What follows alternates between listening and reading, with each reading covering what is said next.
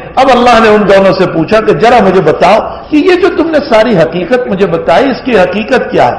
فرمایا وہ جو سب سے پہلے تم نے آدمی دیکھا کہ جو خون کے نہر میں کھڑا تھا اور وہ کنارے پر آنا چاہتا تھا اور اس کو پتھر مارا جا رہا تھا، یہ جو تم نے دیکھا ہے یہ آپ کی امت کا سود کھانے والا آدمی ہے۔ آپ کو نمونہ بتایا گیا کہ اس کو یہ عذاب ہوگا، یہ سود کھانے والا۔ میرے بھائیو قرآن پر آپ غور کرو، اللہ نے زنا کرنے والے کے اوپر یوں نہیں کہا کہ جو زنا کرے گا میری طرف سے اعلان جنگ ہے، میں لڑوں گا۔ اللہ نے چوری کرنے والے کو یہ نہیں کہا کہ جو چوری کرے گا میں اس سے لڑوں گا، میری طرف سے اعلان جنگ ہے۔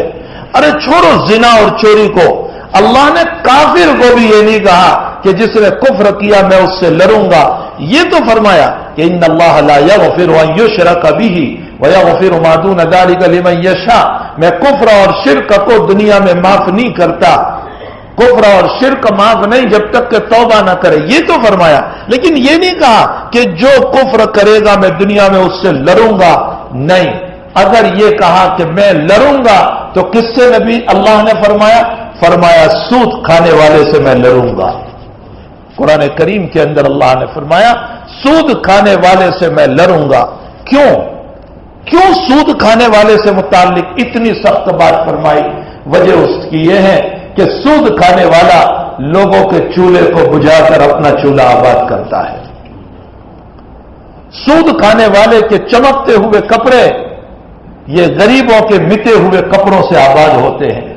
سود کھانے والوں کی سرخیاں چہرے کی اور لالاش جو ہے وہ غریبوں کے خون کو چوس چوس کر لالاش ہوتی ہے، اور سود کھانے والوں کے گھروں کے چراغ اور سود کھانے والوں کے گھروں کے کمکمے یہ غریبوں کے خون سے روشن ہوتے ہیں اور اس میں غریبوں کا خون جلایا جاتا ہے۔ بھلا اللہ کو اپنی مخلوق سے پیار ہے؟ جو اپنی مخلوق کو سود کے نام پر تڑپائے گا، اللہ سود کھانے والے سے کہتے ہیں میں تجھ سے لڑوں گا۔ بڑا سخت گناہ ہے۔ قرآن کریم میں اللہ تعالیٰ نے انبیاء کے واقعات بیان فرمائے کہ فلاں نبی کی قوم نے یہ کیا اس پر یہ عذاب، فلاں نبی کی قوم نے یہ کیا اس پر یہ عذاب، لیکن دو قوموں کے واقعات جو بیان کیے بڑا سخت عذاب بیان فرمایا دو قوموں کے۔ ایک قوم شعیب علیہ الصلوۃ والسلام اور ایک قوم لوط علیہ الصلوۃ والسلام کی قوم، یہ دو قوموں پر بڑا سخت اللہ نے عذاب اتارا۔ شعیب علیہ السلام کی قوم کا کام کیا تھا؟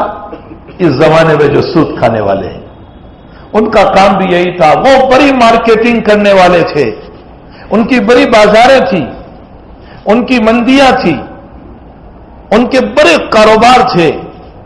وہ کیا کرتے تھے؟ ان کا کام یہ تھا کہ جب دینا ہوتا تھا تو کم دیتے تھے اور جب لینا ہوتا تھا تو زیادہ لیتے تھے۔ سود بھی تو یہی ہے، سود بھی تو اسی کو کہتے ہیں 100 دے کر کے 110 لیں، 500 دے کر کے 700 لے لیں، جب دینا ہوتا ہے تو کم اور لینا ہوتا ہے تو زیادہ۔ قرآن کریم میں اللہ نے ان کے واقعے کو نقل کرتے ہوئے فرمایا اوفوا الکیل ولا تکونوا من المخسرین وزنوا بالقسطاس المستقیم، فرمایا پورا ناپ کر دو اور اس میں کمی نہ کرو، وزنوا بالقسطاس المستقیم، اور انصاف سے تول کر دو، نہ کم لو نہ کم دو، نہ زیادہ لو نہ زیادہ دو، ماپ سے جو انداز ہوتا ہے وہ دو۔ تو حضرت شعیب علیہ السلام کی مذاق اڑاتے ہوئے کہنے لگے ارے جا شعیب تو بہت بڑا ہم کو روکنے والا، جا مسجد میں بیٹھ کر نماز پڑھتا رہے، تیرا کام مسجد کا ہے، مارکیٹ میں آنے کا تیرا کام نہیں ہے۔ نبی کی مذاق اڑائی اور اپنے اس کام میں لگے رہے۔ اللہ نے 3 عذاب اتارے، 3 عذاب۔ پہلا عذاب فرشتوں نے چیخ ماری، جبریل کی چیخ، اور دوسرا عذاب اللہ نے زمین کو ہلا کر زلزلہ ڈالا، اور تیسرا عذاب اللہ نے پہلے خوب گرمی بھیجی اور گرمی کے بعد بدلی بھیجی، اور کالی کالی بدلی آئی تو وہ سمجھنے لگے بارش برسے گی، سارے لوگ اپنے گھروں کو چھوڑ کر باہر نکل آئے، اللہ نے بدلی کے اندر سے آگ کو برسا کر سب کو جلا کر ختم کر دیا۔ یہ اس قوم کا واقعہ ہے۔ قرآن پڑھنے والوں اللہ تمہیں اس لیے سنا رہا ہے کہ تم بھی اس گناہ میں مبتلا نہ ہونا، تم بھی اس گناہ میں مبتلا نہ ہونا۔ ہاں، یہ امت کے افراد تو یہ کہہ رہے ہیں مسلمان ہو کر سود میرا بیٹا ہے، سود میرا بیٹا ہے، اس کے ذریعے سے میرا گزران چلتا ہے۔ میرے بھائیوں، غیر بولے تو ٹھیک ہے، مسلم بولے اچھا نہیں لگتا۔ مومن کی زبان کا یہ کلمہ کہ سود میرا بیٹا ہے، اللہ سے لڑنے کا مسئلہ ہو رہا ہے، اپنے آپ کو بہت بچایا جائے۔ فرمایا کہ یہ وہ لوگ ہیں جو سود کھانے والے ہیں، سود کھانے والے۔ اچھا، یہ عذاب ان کو ہوگا؟ فرمایا ہاں، یہ عذاب